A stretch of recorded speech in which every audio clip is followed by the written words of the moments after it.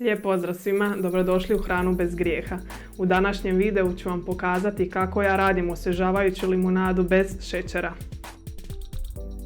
A ono što će ovu limunadu danas učiniti posebnom je to što je radim sa domaćim limunima koji su mi stigli iz Makarske.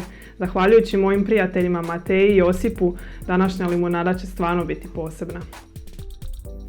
Naravno da ova limunada može biti dobra i ako kupite limune u trgovini, ali prije bilo kakve konzumacije molim vas natopite limune u vodi sa octom i sodom kako bi izbacili štetne pesticide koje se nalaze u kori.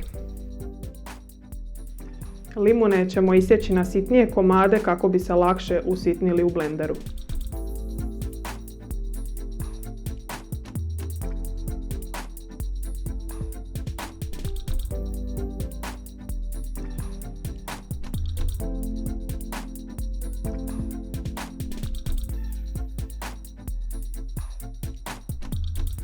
Pripremite zdjelu sa vodom u koju ćete dodati limunsku kiselinu, aromu limuna, sladilo po želji, ja koristim tekuću steviju i onda ćemo dodati kašicu od limuna koju smo izmiksali.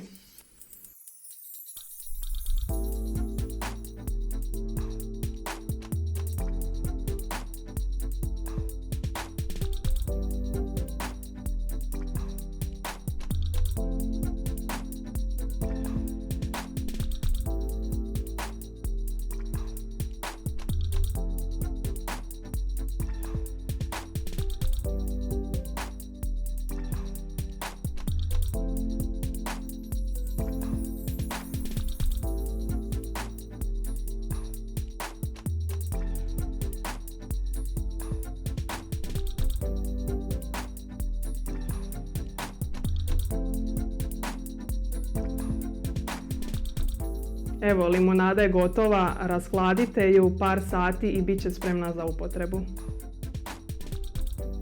Hvala još jednom što ste gledali ovaj video.